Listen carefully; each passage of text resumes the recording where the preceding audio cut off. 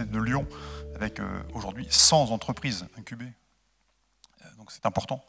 Et pour le coup, on a vu des images dans votre présentation tout à l'heure de lieux magnifiques, esthétiques, architecturalement absolument sublimes. La réalité de l'entrepreneur est un peu différente. Ce que je veux dire par là, c'est qu'il y a presque aux entrepreneurs qu'on va aider et qui créent des boîtes magnifiques, superbes, un décalage entre des canapés qui font 400 mètres carrés, dans lesquels on voit que des gens dormir en fait.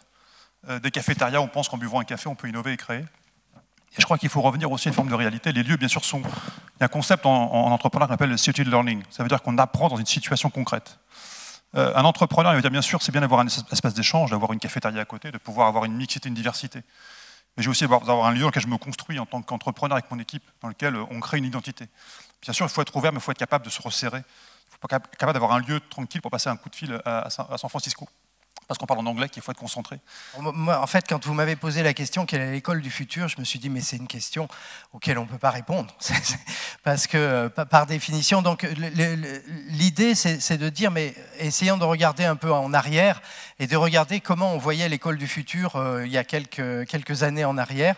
Et c'est assez intéressant de regarder à la fois des images et puis des textes qui ont été écrits un siècle ou 2 siècles avant pour définir justement ce que serait l'école du futur. Et ce qui m'a frappé, moi, en regardant justement ces textes, en lisant ces images, c'était toujours l'école qui était représentée un petit peu de la même façon, c'est-à-dire avec un professeur qui avait le savoir et qui, d'une façon ou d'une autre, devait le transporter dans la tête des élèves, des étudiants, des apprenants. On voit que ce qui fait le succès, la richesse des MOOC, c'est pas tant le fait qu'on met à disposition de l'information.